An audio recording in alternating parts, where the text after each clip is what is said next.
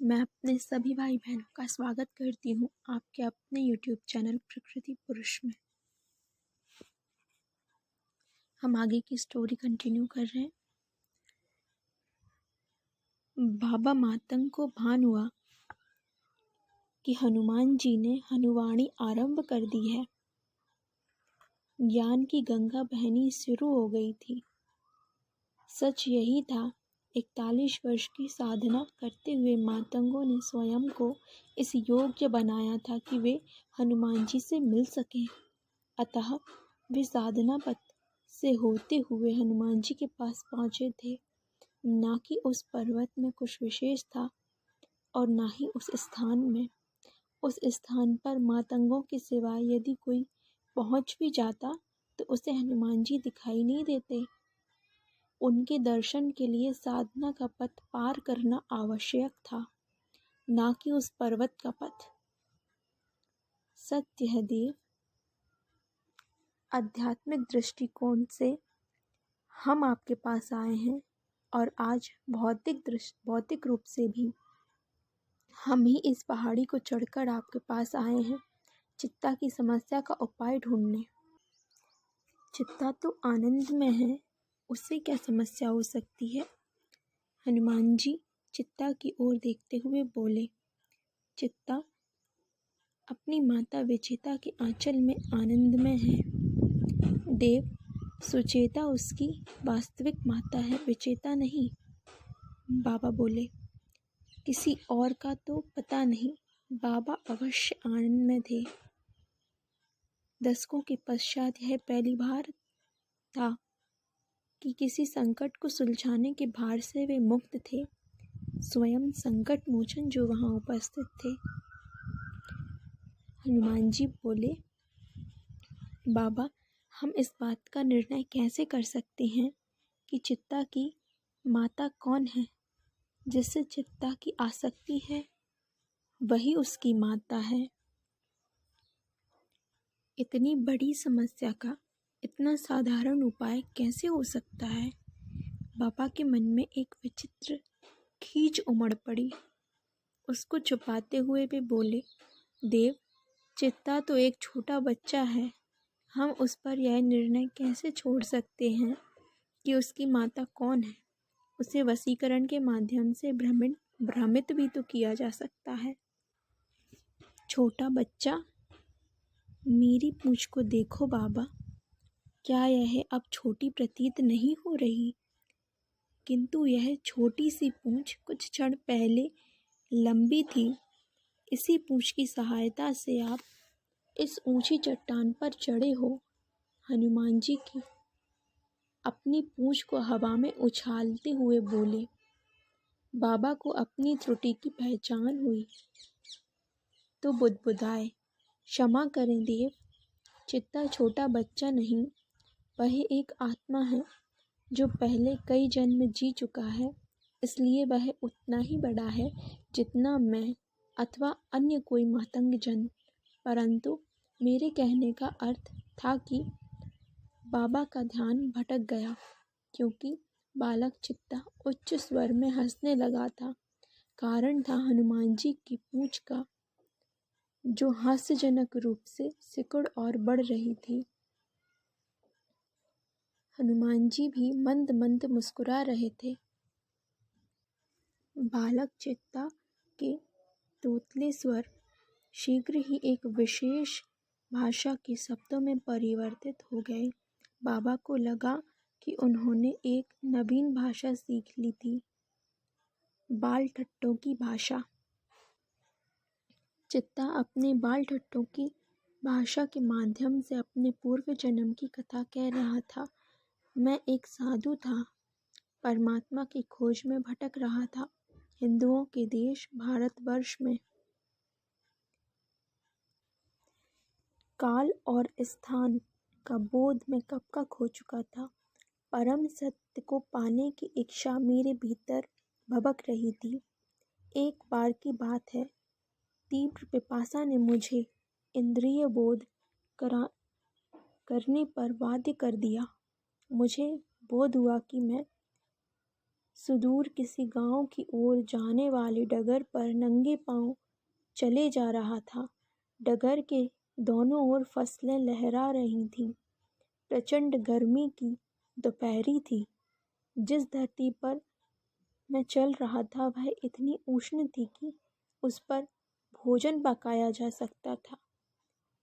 मेरी कठोर तपस्या से मेरी देह प्यास झेलने में अभ्यस्त थी। सामान्य प्यास को तो मुझे पता भी नहीं चला था। सामान्य प्यास का तो मुझे पता भी नहीं चला था।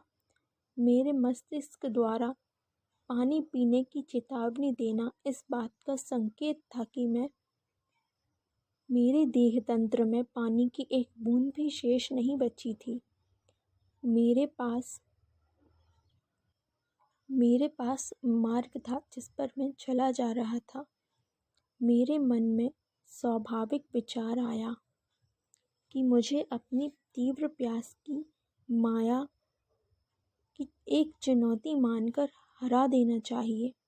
मुझे यह अपनी आध्यात्मिक शक्ति बढ़ाने का अवसर जान पड़ा, किंतु किसी कारण से मैंने इस विचार को किनारे कर दिया और जल की खोज करने लगा। कदाचित देह की आवश्यकता मन की दृढ़ता पर भारी पड़ गई थी। मैंने आसपास दृष्टि घुमाई तो किसी अन्य मानव के दूर दूर तक होने का कोई चिन्ह दिखाई तक नहीं दिया। आशा की पहुंच दृष्टि से भी अधिक होती है, किंतु आशा को भी जल के होने का कोई चिन्ह नहीं मिला। मेरे पास एक विकल्प था कि मैं खेतों में घुसता और किसानों द्वारा किसी वृक्ष के नीचे रखे एक घड़े की खोज करता।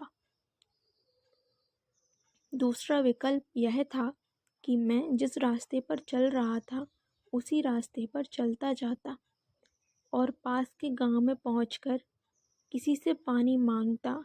मुझे दूसरा विकल्प सही लगा। खेतों में लहरा रही फसलों के बीच कहीं अचेत होकर गिर जाता तो मुझे देखने संभालने वाला कोई नहीं था। यदि गांव में रास्ते पर चलते हुए अचेत हुआ तो पथिक मेरी सुध ले लेगा। ऐसा सोचकर मैं आगे बढ़ता चला गया। कृपा हो प्रभु की, गांव में घुसने से पहले ही फिरनी पर मुझे एक घर दिखाई दिया। घर क्या था, एक गोबर से पुताई और घास फूस की छत से ढकी झोपड़ी थी। उस झोपड़ी के सामने एक आंगन था। केवल एक वृक्ष उस पूरे आंगन को छाया दे रहा था।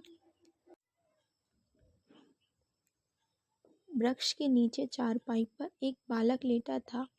उसकी खुली आंखें मानो वह पेड़ की पत्तियां गिन रहा हो। उस बालक की कल्पना के संसार में अतिक्रमण करने की मेरी कोई मंशा नहीं थी। मैंने खेदपूर्ण स्वर में निवेदन किया, हे बालक, क्या पीने के लिए पानी मिल सकता है?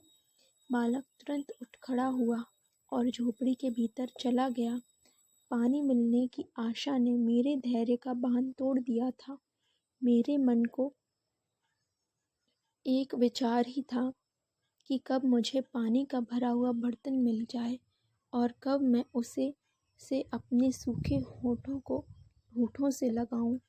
इसी विचार में अधीर होकर मैं बालक के पीछे पीछे ही झोपड़ी में घुस गया। वहां मैंने कुछ ऐसा देखा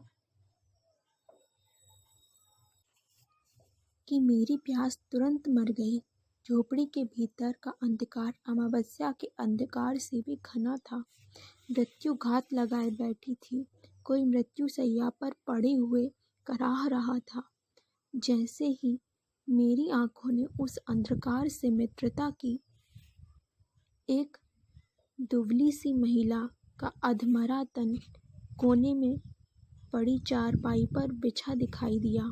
ऐसा तन जो दीमक खाई हुई लकड़ी की तरह अंतिम अग्नि में स्वाह होने के लिए तरस रहा था। उस मानव तन से अधिक तो उसके नीचे बिछी चारपाई का जीवन था। किसी अनजान के मृत तन को देखने पर हृदय से प्रार्थना निकलती है, किंतु उस अधमरे तन को देखकर मेरा मन सुन्न हो गया। सहानुभूति से ज्वार में मेरे गले को रौंद दिया। सहानुभूति के ज्वार ने मेरे गले को रौंद दिया था। जब मुझे ध्यान आया कि मैं झोपड़ी में हूँ, उस महिला का बच्चा मेरे पास पानी का बर्तन थामे खड़ा था। बड़ी कठिनाई से मैंने 2 शब्द निकाले। मैंने पूछा, क्या क्या हुआ? बच्चे ने उत्तर नहीं दिया।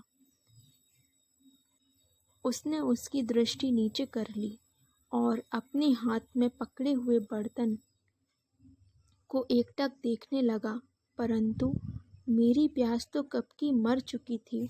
विचित्र बात थी कि मुझे वह पानी से भरा बर्तन आंखों में पड़े कंकड़ जैसा लग रहा था। कहाँ कुछ पल पहले मैं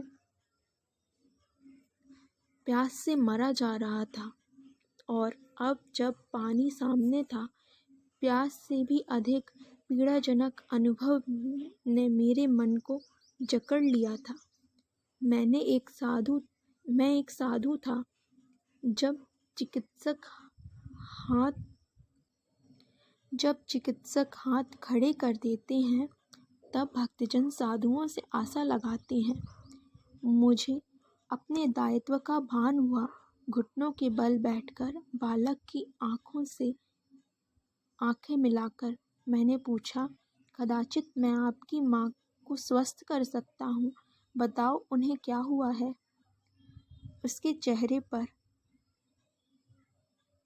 ऐसे भाव थे जैसे उसे मेरे प्रश्न समझ नहीं आए थे। उसे समझने में कोई रुचि नहीं थी। मैंने सरल प्रश्न पूछा, बालक, आपके पिता कहाँ हैं? बालक ने कोई उत्तर नहीं दिया। तो मैंने झोपड़ी में चारों तरफ दृष्टि घुमाई कि कदाचित कोई संकेत मिल जाए। उस महिला की चारपाई के ठीक ऊपर दीवार पर हनुमान जी का एक बड़ा चित्र लटका दिखाई दिया। दीपक के धुएं से चित्र काला हो चुका था। कदाचित महीनों हो गए थे। चित्र पर कपड़ा भी नहीं मारा गया था। इसका अर्थ था कि रुग्णता लंबे समय से उस घर में कुंडली मारे हुए बैठी थी। चारपाई के पास पड़ी एक छोटी सी मेज पर रखे दीपक के पास कुछ दवाइयों के पत्ते पड़े थे। इसके आगे की वीडियो हम नेक्स्ट पार्ट में कंटिन्यू करेंगे। मैं अपने सभी